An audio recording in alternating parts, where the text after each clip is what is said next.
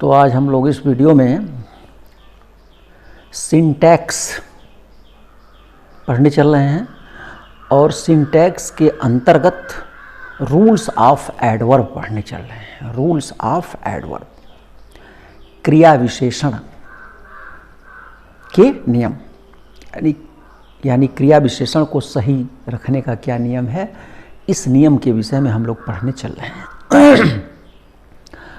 आप लोग कॉपी खोल के नियमों को ज़रूर लिखिए और नियम लिखिए और उस नियम को पढ़िए। वो नियम याद रहेंगे तभी उसी आधार पर आप सही कर पाएंगे। और अगर नियम नहीं लिखे रहेंगे, नियम नहीं याद रहेंगे तो आप सही नहीं कर पाएंगे। इसलिए नियमों को लिखना बहुत ही आवश्यक है। सबसे पहले एडवर्ब के विषय में विधिवत मैंने सिंथेसिस में बताया है, फिर एक बार बता दे रहा हूँ। एडवर्ब माने होता है क्रिया विशेषण। सामान्य तौर से लोग इसका अर्थ ये लगाते हैं, क्रिया विशेषण माने जो क्रिया की विशेषता बताता है उसे क्रिया विशेषण कहते हैं। लेकिन ऐसी बात नहीं है। एडवर्ब केवल क्रिया की ही विशेषता नहीं बताता है। एडवर्ब जो है नाउन, प्रोनाउन और इंटरजेक्शन को छोड़कर सभी पार्ट्स ऑफ स्पीच की विशेषता बताता है। अर्थात एडवर्ब एडजेक्टिव की विशेषता बताता है, एडवर्ब वर्ब की विशेषता बताता है, एडवर्ब खुद एडवर्ब की ही विशेषता बताता है, एडवर्ब प्रीपोजिशन की भी विशेषता बताता है और एडवर्ब कंजंक्शन की भी विशेषता बताता है। मैं इसके विषय में सिंथेसिस वाले चैप्टर में विधिवत बताया हूँ, आप उसको देखेंगे वीडियो तो क्लियर हो जाएगा। अब यहाँ एडवर्ब का कैसे प्रयोग होगा, तो बाकी एडवर्ब के विषय में एडवर्ब के प्रकार वगैरह और क्या है ये तो बात फिर जो है ये आपके ये आगे वीडियो में मिलेगा। लेकिन यह है कि सामान्य तौर से मैं आपको ये बता दे रहा हूँ। तो आप यहाँ देखिए जो एडवर्ब्स के रूल्स हैं सही प्रयोग के। पहला लिखिए, एडवर्ब को जितना संभव हो सके, एडवर्ब को जितना संभव हो सके उस शब्द के पास ही रखना चाहिए जिसको वह मॉडिफाई करता है। जिसको वह मॉडिफाई करता है, MODIFY, मॉडिफाई करता है माने जिसकी वह विशेषता बताता है। नहीं तो उसका अर्थ बदल जाता है, अन्यथा उसका अर्थ बदल जाता है। यानी एडवर्ब को जितना संभव हो उसी शब्द के पास रखना चाहिए जिसकी वह विशेषता बता रहा है, उसके पहले ही आना चाहिए या कभी कभी उसके बाद भी आ जाता है। अगर ऐसा नहीं करेंगे तो अर्थ बदल जाएगा। जैसे Ravi has also decided to visit the Red Fort. Ravi has also decided to visit the Red Fort. ये वाक्य है, Ravi has also decided to visit, VISIT, visit the Red Fort. एक वाक्य है। और दूसरा वाक्य लिखिए इसी को, Ravi has decided to visit the Red Fort also. Ravi has decided to visit the Red Fort also. ये दोनों वाक्य हैं। तो इन दोनों वाक्यों में जितने शब्द हैं दोनों में बराबर हैं। केवल परिवर्तन क्या है, पहले में हैज के बाद आल्सो लगा हुआ है और दूसरे में आल्सो वाक्य के अंत में आ गया है। यानी आल्सो का जो स्थान है उस स्थान को बदल दिया गया है। तो स्थान के बदल देने से अर्थ भी बदल गया है। जैसे पहले वाक्य का देखिए अर्थ क्या होता है, Ravi has also decided to visit the Red Fort. Ravi has also decided to visit the Red Fort. इसका अर्थ है कि रवि ने भी रेड फोर्ट देखने का निर्णय कर लिया है। रवि ने भी जो है लाल किला देखने का निश्चय कर लिया है। अर्थ इसका यही हुआ, रवि ने भी लाल किला देखने का निश्चय कर लिया है। यानी बहुत से लड़कों का टूर जा रहा था, तो अन्य लड़के जो है लाल किला देखने जा रहे थे, लेकिन रवि ने कहा मैं लाल किला नहीं देखूंगा, अन्य चीज़ें देखूंगा, वहाँ नहीं जा पाऊंगा। लेकिन बाद में उसने भी निर्णय कर लिया कि चलो हम भी लाल किला देख लेंगे। दूसरा का अर्थ है, यानी बहुत से लड़के जा रहे थे लेकिन रवि नहीं जा रहा था, तो तमाम लड़के लाल किला देखने जा रहे थे लेकिन रवि नहीं जा रहा था, लेकिन रवि ने भी निश्चय कर लिया कि चलो मैं भी चल लूंगा। दूसरा है, Ravi has decided to visit the Red Fort also. Ravi has decided to visit the Red Fort also. इसका अर्थ क्या है? रवि ने अब लाल किले को भी देखने का निश्चय कर लिया है। रवि ने अब लाल किले को भी देखने का निश्चय कर लिया है। आपको दोनों वाक्यों में कोई अंतर नहीं लग रहा होगा, लेकिन अंतर क्या है समझिए। पहले वाक्य में है कि रवि ने भी लाल किला देखने का निश्चय कर लिया है। बहुत से लड़के लाल किला देखने जा रहे थे, रवि कहा मैं नहीं जाऊंगा। लड़कों ने सिफारिश किया तो उसने भी कहा चलो भाई मैं भी लाल किला देखने चल दूंगा। यानी रवि जा ही नहीं रहा था लाल किला देखने का निश्चय नहीं किया था, लेकिन लड़कों ने कहा, वो भी तैयार हो गया। दूसरे का अर्थ क्या है कि Ravi has decided to visit the Red Fort also. Ravi ने लाल किले को भी देखने का निश्चय कर लिया। यानी रवि गया था टूर में, तो उसने कहा कि कुतुब मीनार देखेंगे, मेहरौली स्तंभ देखा जाएगा, सोमनाथ मंदिर देखा जाएगा, बहुत कुछ देखा जाएगा, आगरा नहीं चला जाएगा, लाल किला नहीं देखा जाएगा। फिर लड़कों ने कहा अरे भाई लाल किला भी देख लिया जाए, तो रवि ने निश्चय कर लिया कि अच्छा ठीक है लाल किला भी देख लिया जाए। यानी एक में जा ही नहीं रहा था देखने, तैयार हो गया, निश्चय कर लिया कि चलो लाल किला भी देखने चलेंगे। और दूसरे में गया था, तमाम चीज़ों को देख रहा था, लेकिन लाल किला देखने का निश्चय नहीं किया था, लेकिन बाद में उसने लाल किले को भी देखने का निश्चय कर लिया। तो ये अंतर दोनों में है।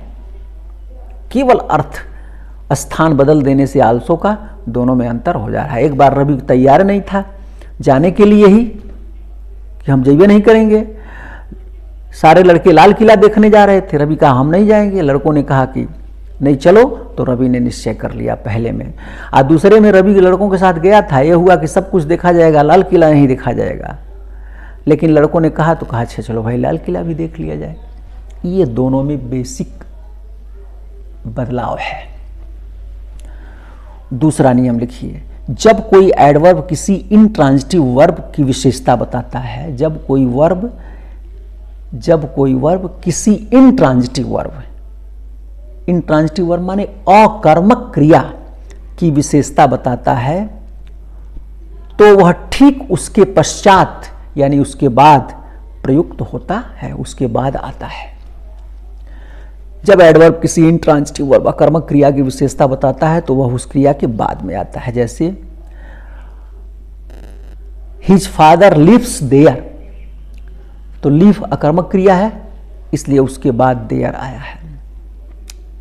ही लिव्स पीसफुली, वह शांतिपूर्वक रहता है, उसके रहने का ढंग क्या है? शांतिपूर्वक है। पीसफुली विशेषता बता रहा है लिव का, उसके बाद आया है, लिव अकर्मक क्रिया है। ही डायड हैप्पीली, वह प्रसन्नता पूर्वक मर गया, तो हैप्पीली एडवर्ब है, विशेषता बता रहा है डायड का, उसके बाद आया है। तीसरा नियम लिखिए, always comma ever, EVER ever, comma seldom comma sometimes comma often comma never comma frequently are the adverbs of time आदि एडवर्ब्स ऑफ टाइम उन वर्ब्स यानी उन क्रियाओं के पहले प्रयोग होते हैं जिनकी ये विशेषता बताते हैं। जैसे ही ऑलवेज स्पीक्स द ट्रुथ, उसके सत्य बोलने का ढंग क्या है? तो ऑलवेज हमेशा है, तो ऑलवेज पहले आ गया। ही नेवर टेल्स ए लाई, यहां नेवर एडवर्ब है, टेल्स की विशेषता बता रहा है, उसके पहले आ गया। He seldom comes to my house, वह कदाचित मेरे घर आता है, उसके मेरे घर आने का की विशेषता क्या है? कदाचित, तो सेल्डम पहले आ गया। She often comes late, she often comes late, तो ऑफन जो है एडवर्ब है, कम के पहले आ गया। नीचे लिखिए नोट, लेकिन ये एडवर्ब्स ऑफ टाइम हमेशा वर्ब टू बी कोस्ट में लिख लीजिए। वर्ब टू बी किसे कहते हैं? वर्ब टू बी कोस्ट में is, am, are, was, were, is, am, are, was, were के बाद प्रयोग किए जाते हैं। Is, am, are, was, were के बाद प्रयोग किए जाते हैं। यदि वाक्य में is, am, are, was, were रहेगा तो उसके बाद ये आते हैं। जैसे आई एम ऑलवेज हैप्पी, मैं हमेशा खुश रहता हूं। I am always happy. He is never late, वह कभी देर से नहीं आता है। तो एम के बाद ऑलवेज आया है, इसके बाद नेवर आया है। अब अगला नियम लिखिए, जब कोई ट्रांजिटिव वर्ब माने सकर्मक क्रिया, जब कोई ट्रांजिटिव वर्ब सकर्मक क्रिया अपने ऑब्जेक्ट के साथ आता है, अपने ऑब्जेक्ट के साथ आती है, क्रिया है स्त्रीलिंग, अपने ऑब्जेक्ट के साथ आती है, तो एडवर्ब ऑब्जेक्ट के पश्चात आता है, तो एडवर्ब ऑब्जेक्ट के पश्चात आता है। ट्रांजिटिव वर्ब और उसके ऑब्जेक्ट के बीच में, ट्रांजिटिव वर्ब और उसके ऑब्जेक्ट के बीच में एडवर्ब नहीं लगाना चाहिए, एडवर्ब नहीं लगाना चाहिए। यानी जब सकर्मक क्रिया आएगी, ट्रांजिटिव वर्ब आएगा, तो उसके साथ ऑब्जेक्ट रहेगा और एडवर्ब ऑब्जेक्ट के बाद लगेगा, और वर्ब और ऑब्जेक्ट के बीच में नहीं लगेगा। जैसे he did his work carefully, he did his work carefully, यहाँ डिड क्रिया है सकर्मक और हिज वर्क ऑब्जेक्ट है, तो इसके बीच में लग करके अंत में आया है। अगर आप ऐसे कर दीजिए he did carefully his work, तो वाक्य गलत हो जाएगा। जब होगा तो क्या हो जाएगा? He did his work carefully. अगला नियम लिखिए, जब किसी वाक्य में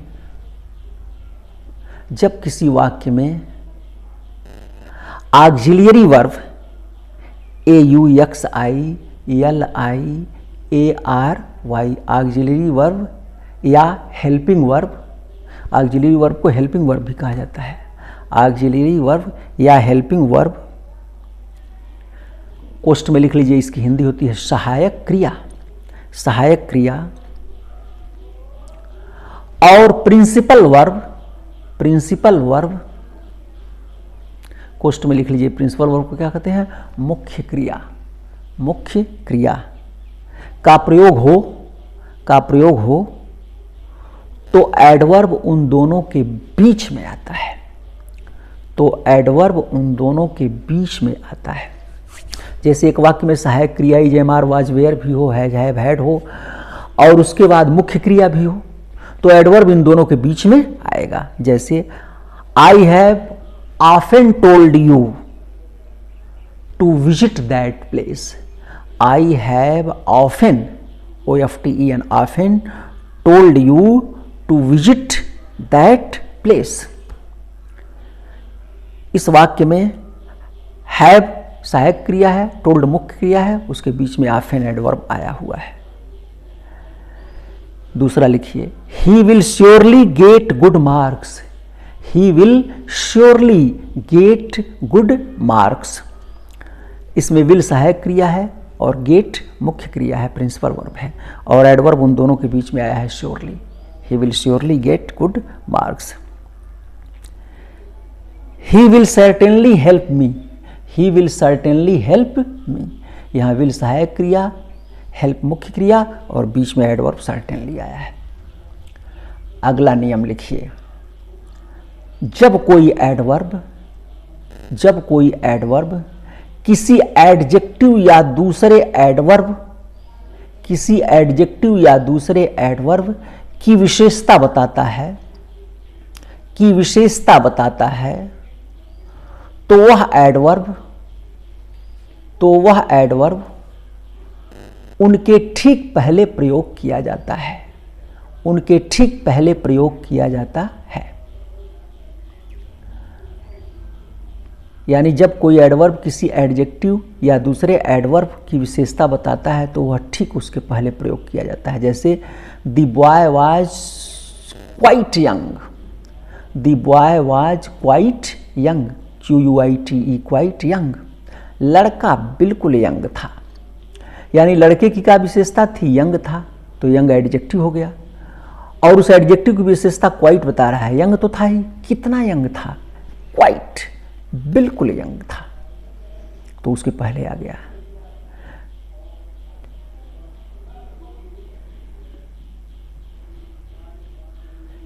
करीम is a very lazy boy. Karim is a very lazy boy. Karim एक बहुत आलसी लड़का है। करीम एक लड़का है ना, कैसा लड़का है? आलसी। तो लेजी हो गया एडजेक्टिव, क्योंकि वो करीम और बॉय की विशेषता बता रहा है, एडजेक्टिव हुआ। और उस एडजेक्टिव की विशेषता हो गया वेरी। करीम तो लड़का है, कैसा लड़का है? आलसी लड़का है। कितना आलसी है? वेरी, बहुत। तो वेरी एडवर्ब हो गया जो उसके पहले आया हुआ है। अगला नियम लिखिए, एडवर्ब एनफ हमेशा, एडवर्ब कामा में लिखिए एनफ, ENOUGH, एनफ कामा बंद, हमेशा उस एडजेक्टिव या एडवर्ब के पश्चात प्रयोग किया जाता है। उस एडजेक्टिव या एडवर्ब के पश्चात प्रयोग किया जाता है जिसकी वह विशेषता बताता है। जिसकी वह विशेषता बताता है। जैसे he is bold enough to bear it. He is bold, वह बोल्ड है, उसकी विशेषता क्या है? बोल्ड है, तो बोल्ड एडजेक्टिव हो गया। कितना बोल्ड है? एनफ। तो एनफ को नियमानुसार पहले आना चाहिए, लेकिन क्योंकि एडवर्ब पहले आता है, जिसकी विशेषता बताता है उसके पहले लगता है, लेकिन एनफ एक ऐसा एडवर्ब है जो जिसकी विशेषता बताता है उसके बाद में आता है, इसीलिए बोल्ड के बाद आया। तो हो गया he is bold enough to bear it. एक और लिखिए, he was kind enough to help me. He was kind enough to help me. यहाँ काइंड जो है वो क्या है? एडजेक्टिव है, और उसकी विशेषता एनफ बता रहा है जो उसके बाद में आया है। He was kind enough to help me. तो इस प्रकार आपको मैंने ये बताया। अब